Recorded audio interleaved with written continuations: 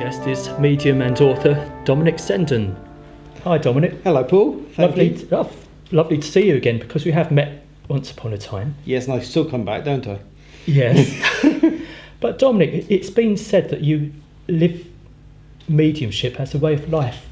Yeah. Can you explain what you mean? Yeah, certainly. It's a 24-hour, 7-day-a-week occupation. I don't believe you turn it on, turn it off. I believe you are what you are, and mediumship is with me in my head all the time. And I wish I could switch it off sometimes. I wish I could just say, there it is, I'll leave it behind and I'll go and do something else. But it's there everywhere I look. So and with mediumship comes spirituality. And do you try to live a moralistic life as well? Definitely not. No, purely mediumistic. That's right. Yeah, no. I think that what it means to me is no drinking, no smoking. You know, the actual things that affect the way you are. And as a medium, you never have me. I never wear aftershave and things. It all affects your senses. So I believe that our 5 senses are actually dominated by our first sense, which is our psychic sense. Wow. Yeah. That's left me a bit. Well, yes, but it's nice to open up that first sense, because that allows us to actually connect into the spirit world. Because remember, spirit is pure thought. Yes, so we are thought. And we are thought. And if we use our thoughts in that way, we can connect, because it's very difficult living a human life or mortal life to connect into the spirit world as a spiritual person. Right. Now, you've written about your life, I believe. Well, up to now. Yes, it hasn't finished quite yet, Paul, I don't think. But no, I've actually written Spirit Motivator, which is my first book, which is there in front of you. It's about, how I started from the age of 4 onwards, with my first experience of what it was like to connect to spirit from my granddad George, all the way through to my time at Sky TV, which is with Your Destiny, which was another part of my life. So it goes all the way through that, from everything I've done within the spirit world. I mean, I must admit, you're mindful of information. Do you know what it is, Paul? No, I don't. But leading your life as a medium, yes. Now, I regard mediumship as going into spirituality as a way of life. Yeah, very much so. So do you live your life morally, spiritually as well? Well, I'd like to think so, but maybe sometimes not. Within where we are and what I do is I tend to not drink, smoke, use artificial, flavourings and colourings and smells, because I think that affects your mediumship. And every sense you have should be able to enhance your ability as a medium to bring those messages through. So you must have a heightened awareness if you're considering not using aftershave. Well, I'll give you an example. I was on stage on Anglesey on Friday night, and a gentleman come through that was chewing tobacco, and in my mouth I got the taste of chewing tobacco. And apparently this man had actually been down the mine, so he couldn't light cigarettes, so he chewed tobacco. Right. Simple as that. And it's little things like that gives the evidence to show people that there's something there.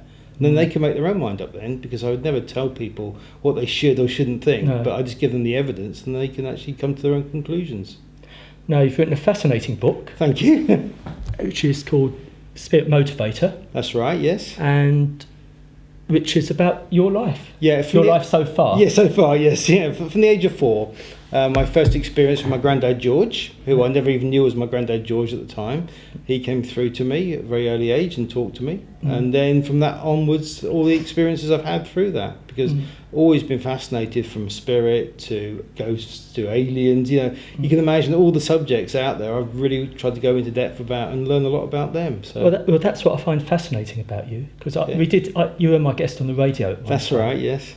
And I thought, my goodness, you're mindful of information. Yeah, I seem to sort of retain all the information out there. So to a point, you were bombarding me with science at one part. Right, okay. Gone into time slips and what have you. Yeah, that's right. But you're writing another book, aren't you? Yes, I am. It's coming up fairly soon, and I think that's going to be even more interesting, because that's got a lot of my experiences at Ghost House, and my television experiences, because I've been to Berlin recently and worked with some famous people out in Berlin, and all the bits and pieces I do in between times, like some of the experiences we have within some of the spiritual stuff that happens around the house and within my life. So it's quite easy to write, because it's just writing from a personal experience point of view. Yeah. Now, you mentioned television, which I'm quite interested in. Yeah. How did you break into television?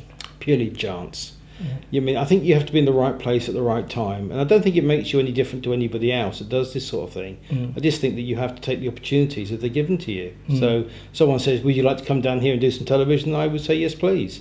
And it's as simple as that. It's just making myself available to people that wanted to do it. So tell me about some of these programs you've been featured in. Okay, right. Well, I've been so many little ones that have been quite fun to do. Started off with Jane. I can't even say it now. Jane Goldman Investigates, and she actually started a program on psychometry, and I did that, and that was an hour-long special on Living TV, and that really got me noticed because people started to understand what I was about and what I did and how I did it.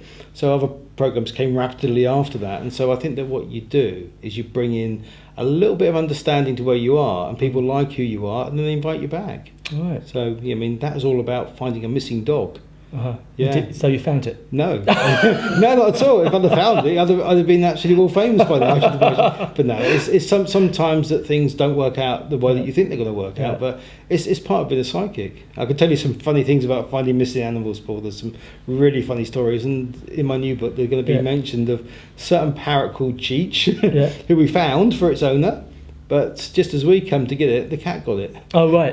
So goodbye parrot. It was a polygon, but it was funny to actually have the story there. But the person, the poor owner, I did feel sorry for her because she didn't really deserve to actually see the parrot and then have it taken away almost in the same breath.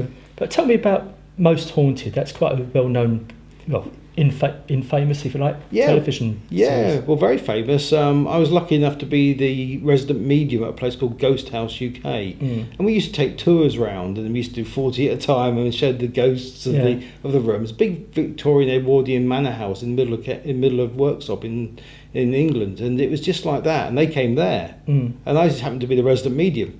Oh, so I got involved on that. I sort of joined terms with John Felix and all the other people that come into that sort of series, and then they came to Suffolk and asked me to do Summer Leighton. Yeah, fantastic. So I did a bit like that, but there's some. I could tell you lots of funny stories, but not on air. I don't think we've got time. No, I know. It's quite fascinating though, isn't it? Because some of the things you see aren't always what is actually happening. So I always say to people, if you want to believe personal experience, you can't beat it. If you have that personal experience, then you know it's for real. You don't. It's not any conjecture. You've actually experienced it. Oh, talking about reality. Yes. Now, what about UFOs? What about them? Are they real? Well, do you know what? It depends on where you look at it from a real perspective, because a lot of the UFOs have been, American planes, spy planes covered up and used that UFO cover story. But there are a lot of situations that they cannot disprove that have actually happened. But you haven't you seen some yourself? Yes, absolutely. I've experienced a lot of things in that sort of side of life, and since I was 4, I was experiencing bits and pieces around life on other planets and situations around that. So very aware. My own beliefs are very, very much that they're here, they're around us. There's lots of different aliens that come to this planet, so it's just through personal experience. But the most famous case that I actually remember is a guy called Charles Hall, and he worked with some tall whites in the Nevada desert. Tall white aliens. They're like 6'5" tall, and they have their children with them. They're the only race of aliens that we know bring their children. And it's just an incredible story. If anyone wants to look up Charles Hall on the internet, they'll actually find a fascinating story of real intrigue, and they can make their own minds up whether they feel it's actually something that's real or something that's been fictionalised. So what have you actually experienced yourself? Quite a lot of contact, quite a lot of UFO sightings, and quite a lot of understanding about where it's from. And remember, within our own thoughts, I believe thoughts are actualities, they're things that travel, and we can pick up thoughts from many, many different races across the universe. So experienced many, many times. So you're what we call a naturally gifted born medium, I presume. Do you know what? I don't know what you call it. I don't call it gifted. What I think it is, I think it's just a way of life. I think it's just who I am. It's not something that you turn it on and off on the stage. It's something you cope with. Right. I mean, some days I don't want to be it. So the communication can be really harsh when you try and do something totally different. So it's not always a fun thing, and sometimes it can be a curse. Can it? Yeah, definitely.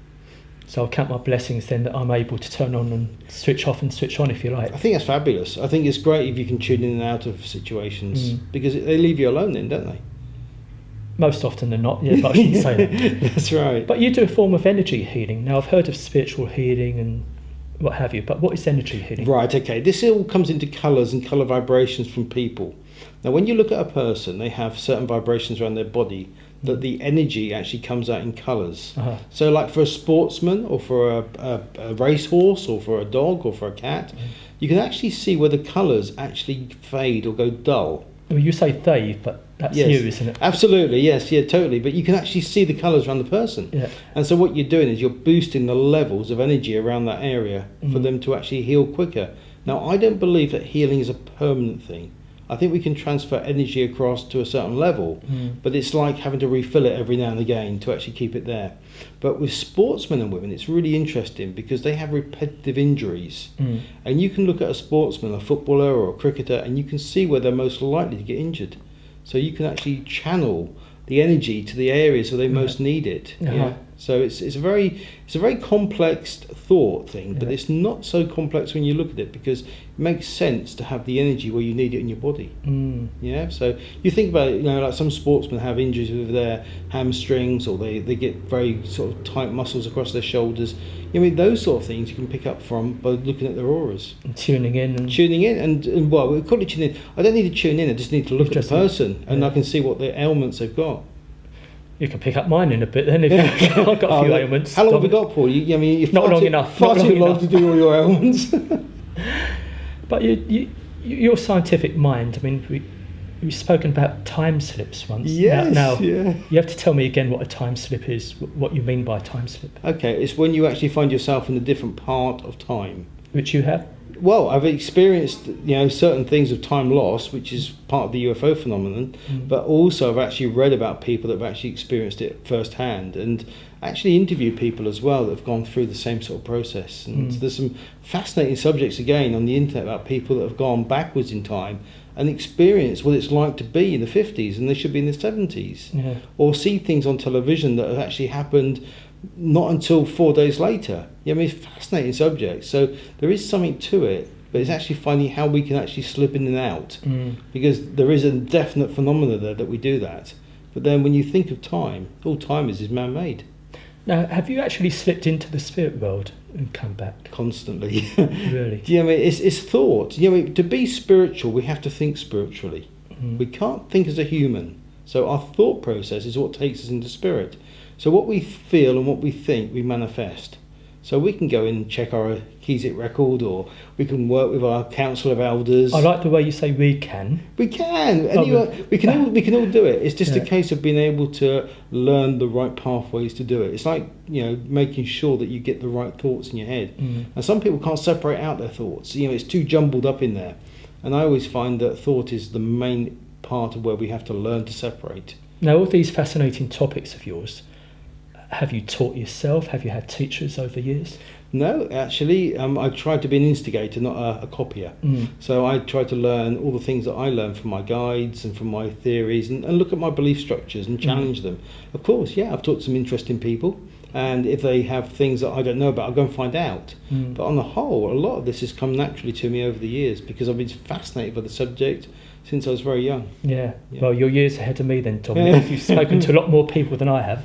Well, yes. But listen, thanks for coming along, and you've given me a bit of motivation now. Yeah, you've got to get out there, Paul, and do it and enjoy it. The most important thing is to enjoy doing it. You're never going to enjoy it when you stood there before the show, but afterwards you are. So you've got to have the motivation to stand in front of people first, and people don't realise how much courage that takes.